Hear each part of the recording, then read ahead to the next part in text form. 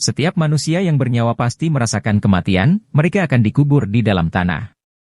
Bagi orang yang beramal saleh, akan mendapat penerangan di alam kubur. Namun tidak baik orang yang keji dan meningkatkan amal soleh.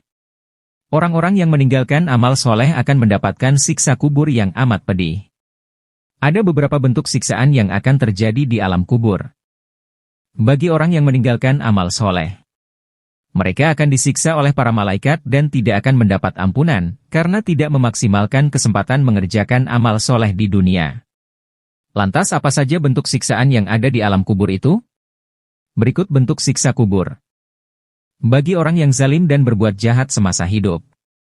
1. Dipukul dengan palu yang terbuat dari besi. Siksaan pertama yang dijelaskan oleh Nabi Muhammad SAW adalah pukulan dengan palu yang terbuat dari besi. Pukulan ini akan ditujukan di bagian wajah. Hingga jeritan mereka terdengar oleh penduduk bumi, kecuali jin dan manusia.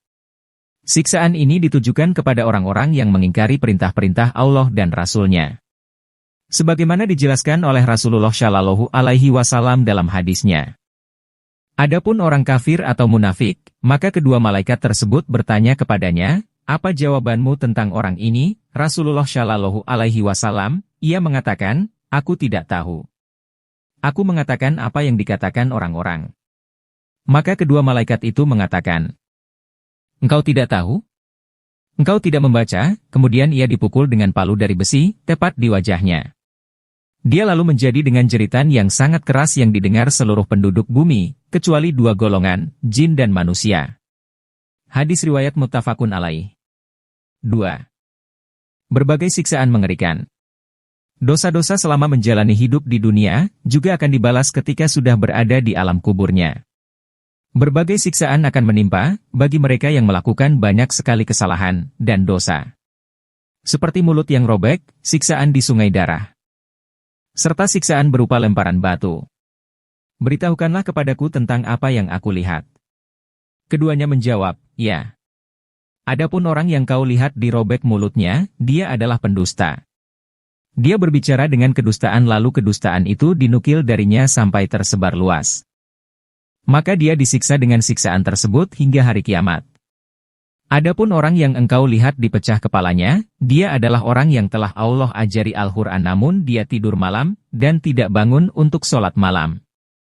Pada siang hari pun dia tidak mengamalkannya. Maka dia disiksa dengan siksaan itu hingga hari kiamat. Adapun yang kau lihat orang yang disiksa dalam tanur, mereka adalah pezina. Adapun orang yang kau lihat di sungai darah, dia adalah orang yang makan harta dari hasil riba. Hadis riwayat Bukhari. 3. Disempitkan kuburnya. Siksa kubur selanjutnya yang akan diterima adalah disempitkan kuburnya. Siksaan ini ditujukan kepada orang-orang yang meninggal dalam keadaan yang tidak membawa amal kebaikan apa-apa. Allah Subhanahu wa Ta'ala kemudian menghimpit kuburnya. Dan akan didatangkan temannya dengan kondisi yang jelek dan buruk rupa. Hal ini sebagaimana sabda Rasulullah SAW. Gelarkanlah untuknya alas tidur dari api neraka, dan bukanlah untuknya sebuah pintu ke neraka. Maka panas dan uap panasnya mengenainya. Lalu disempitkan kuburnya sampai tulang-tulang rusuknya berimpitan. Kemudian datanglah kepadanya seseorang yang jelek wajahnya, jelek pakaiannya, dan busuk baunya. Dia berkata, "Bergembiralah engkau dengan perkara yang akan menyiksamu. Inilah hari yang dahulu engkau dijanjikan dengannya di dunia." Maka dia bertanya, "Siapakah engkau?" "Wajahmu adalah wajah yang datang dengan kejelekan."